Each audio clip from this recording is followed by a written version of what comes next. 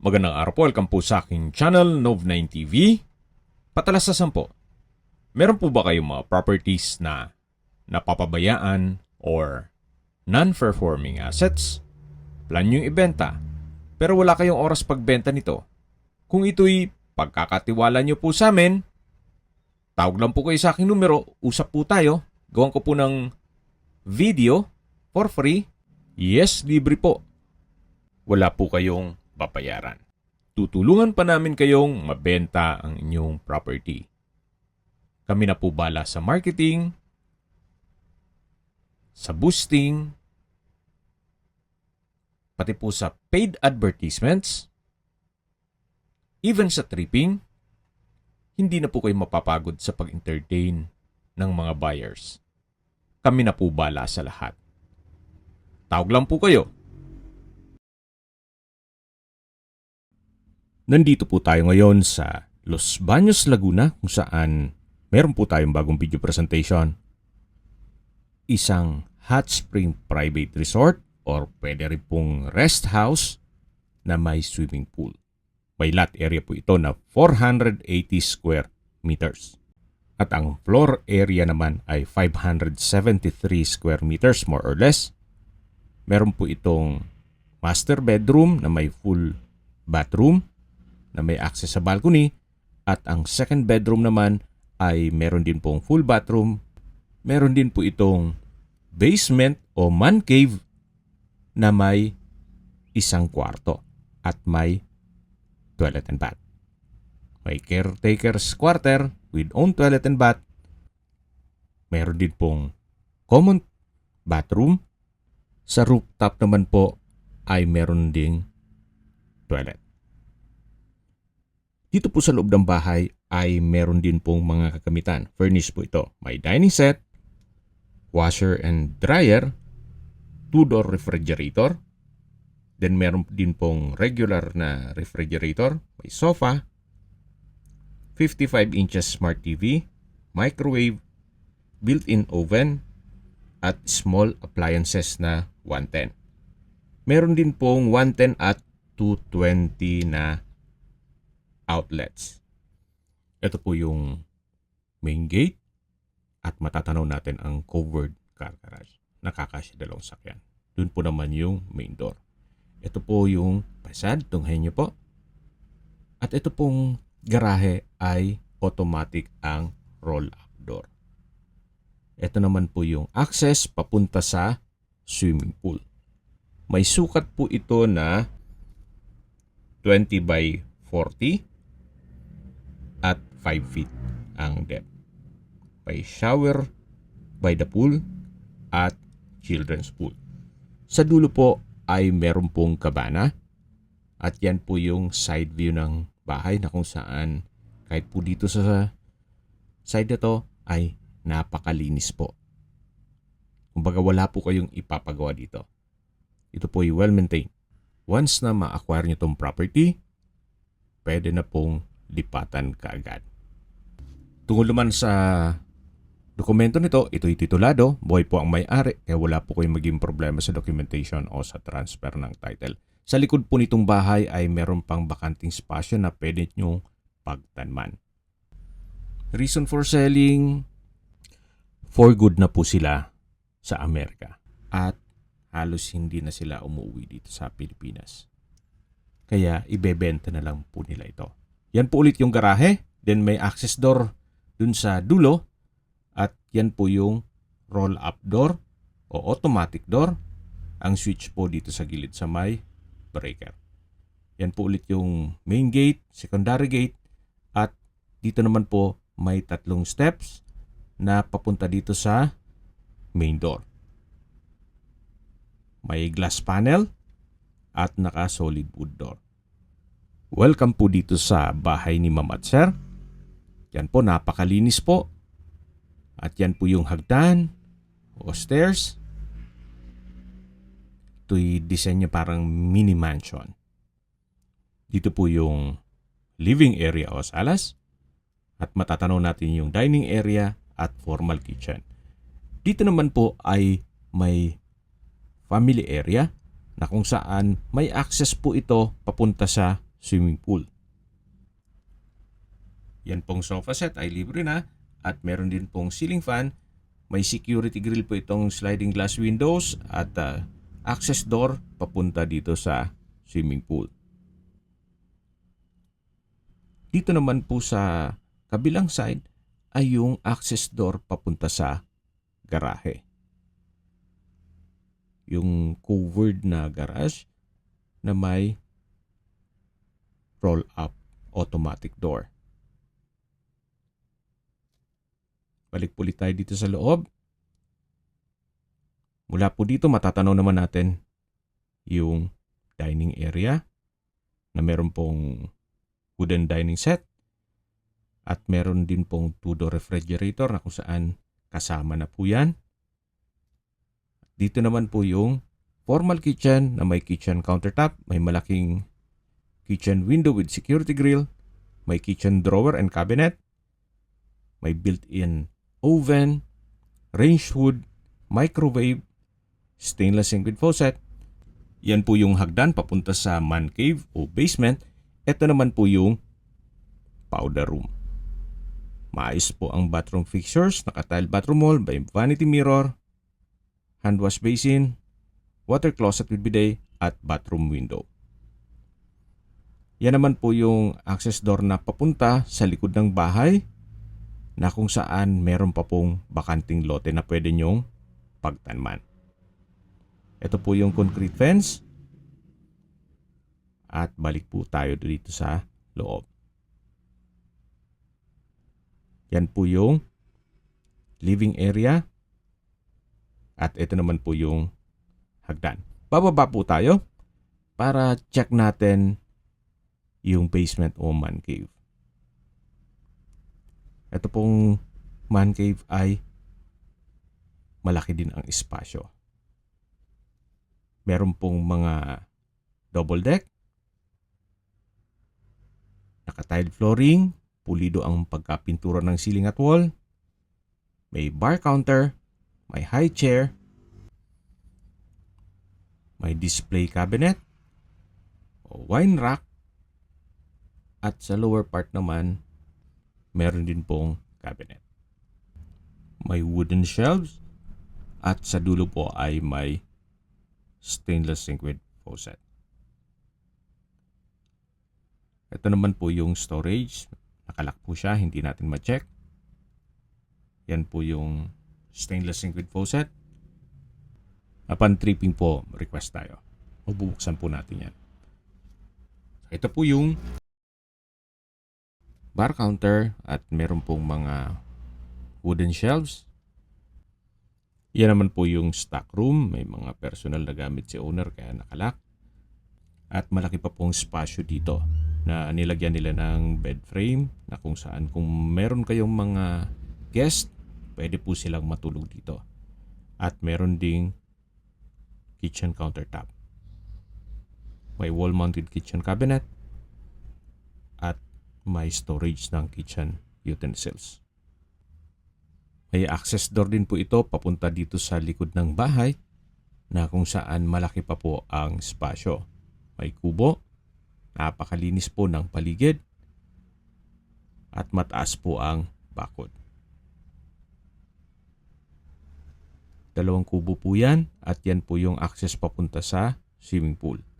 Kaya kung sakali man po na gusto nyong gawing private resort para maging income generating, ito pong lower part ay pwede nyong paupahan. At yung sa taas naman ay pang personal niyo. Ito po yung kwarto. May sliding glass window with security grill, may bed frame and mattress, at napakalinis po. Yan naman po yung bar counter kanina. At dito naman po ay may mga double deck. Ito po yung toilet and bath. May hand wash basin, water closet with bidet, then shower curtain, at overhead shower. From floor to ceiling po ang tile bathroom wall.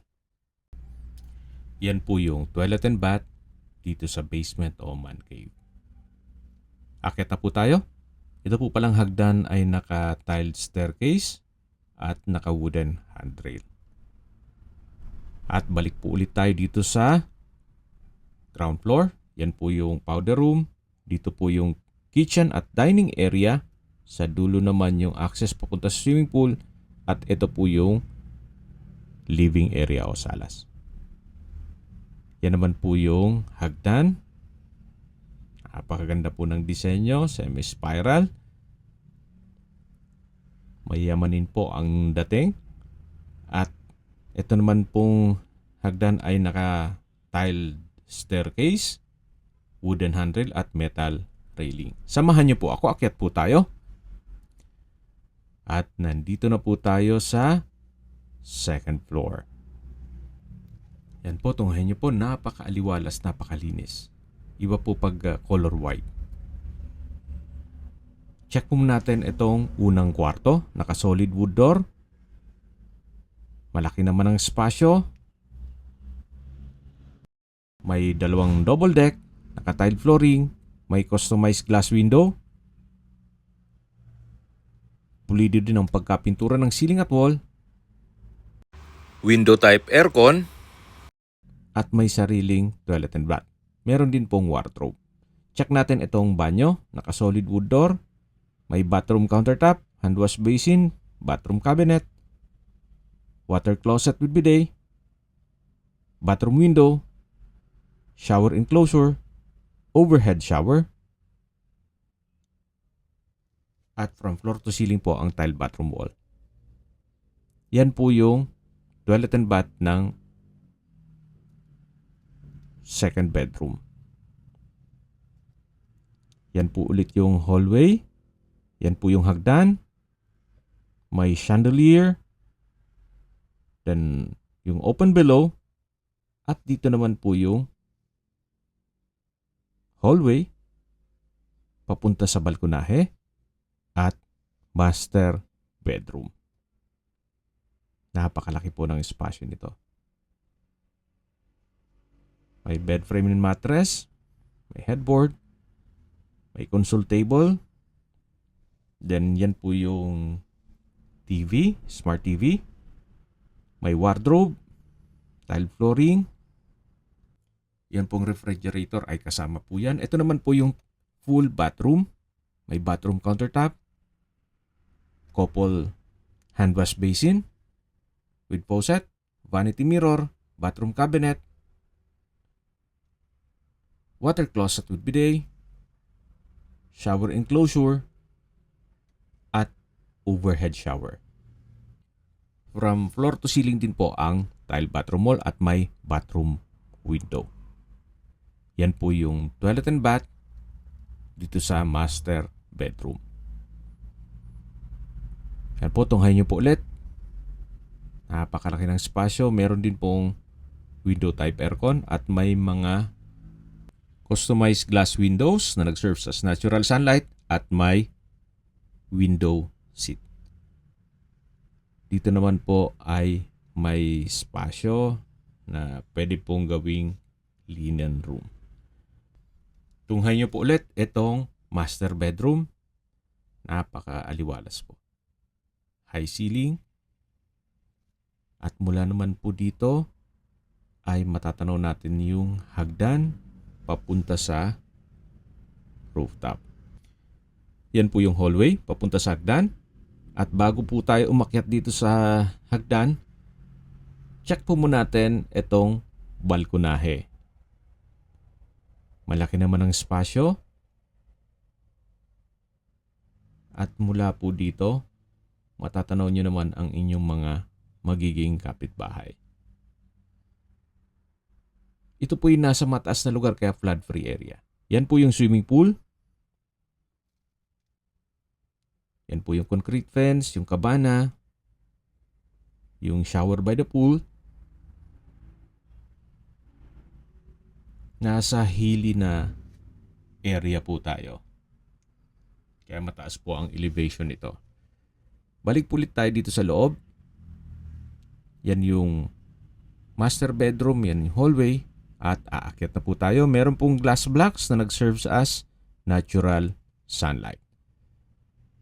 Samahan niyo po ako, kaya't po tayo. At nandito na po tayo sa rooftop, na kung saan maganda rin pong maglagay ng kubo dito. Dito po sa taas ay meron din pong banyo. Actually, pwede pong maglagay ng glass structure dito sa taas. Pwedeng maglagay ng sauna. So, depende po sa inyo kung anong magiging disenyo nito. Yan po ang kapaligiran. Hindi pa po crowded itong area.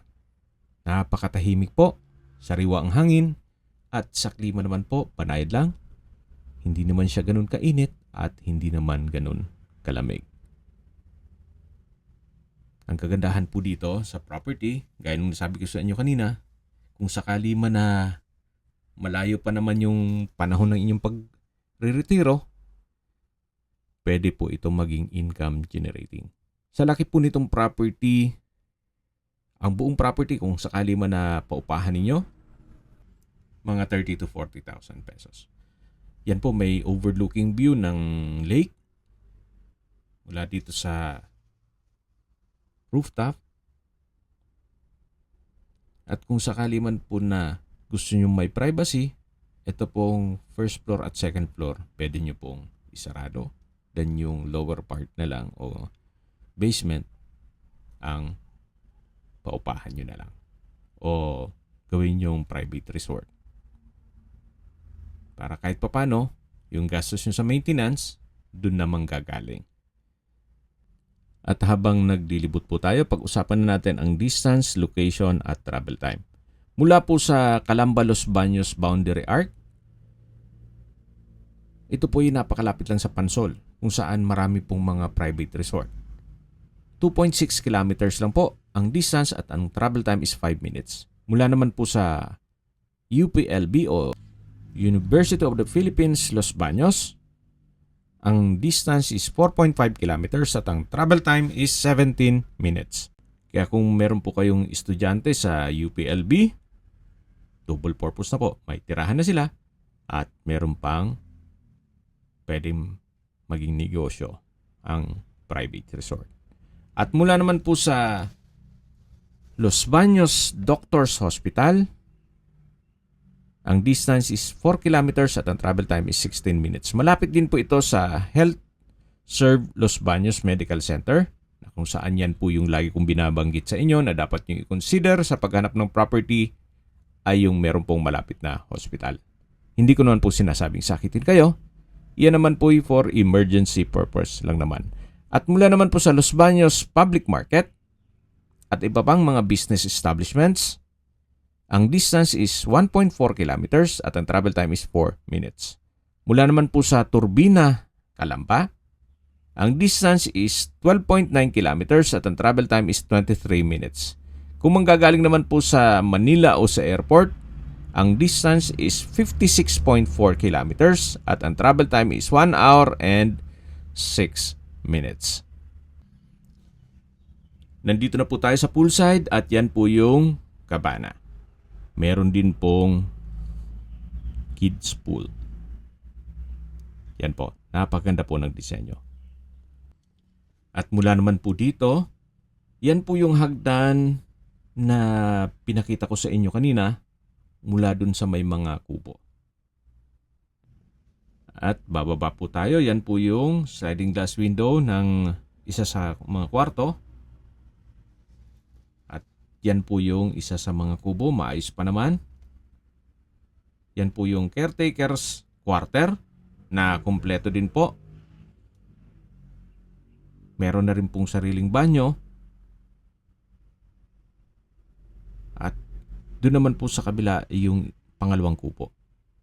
May mga ilang ornamental plants na naalagaan naman nila kaya maganda po ang setup nito. At yung concrete fence po ay napakataas, kaya safe na safe po kayo dito. Ito naman po yung hagdan na papunta naman doon sa second floor sa may kusina. At dito naman po yung papunta naman sa harapan ng bahay na kung saan pwede po itong maging service area. Na mayroon din pong countertop. Then may pocket garden, may hand wash basin, at yan po yung papunta sa main door at main gate. Okay, sa presyo na po tayo. Binebenta po ito ni owner sa halagang 21.8 million pesos. Para sa akin, fair deal na rin. Gawa ng malaki ang sukat ng lupa, 480 square meters. At yung bahay naman ay well-maintained. Maganda pong investment ito. Gawa ng possible na maging income generating. Kung may mga katanungan po kayo, tawag lang po kayo sa aking numero. At sa mga kababayan naman natin nasa ibang bansa, meron po akong WhatsApp, Viber, Telegram, at Signal. Same number lang po, 0917-316-3399. Sa mga nagtatanong naman po ng aming Facebook, meron po aming Facebook page na Nov9TV at Facebook Real Video. Meron din pong TikTok at Instagram. May ibang YouTube channel po kami, the Nov9TV channel, Nov9TV Listings, Nov9TV On The Spot, Nov9TV Updates, at Nov9TV House Rental. Sana po naibigyan nyo ang video presentation. Paki-like and subscribe na lang po sa aking channel para ma-update din po kayo sa aking future listings. Kung sakali po hanap nyo yung mas malaking sukat ng lupa, meron din po kami ibang listings na pwede nyong pagpilian. Huwag po kayong mag-atubiling tumawag sa amin. Then, let us know your budget para malaman namin kung anong property pwede naming ilog sa inyo. Sa lahat pong viewers, subscriber at nagtiwala po sa amin, salamat po sa suporta. Ingat po kayo lagi at yung pamilya. Maraming salamat po.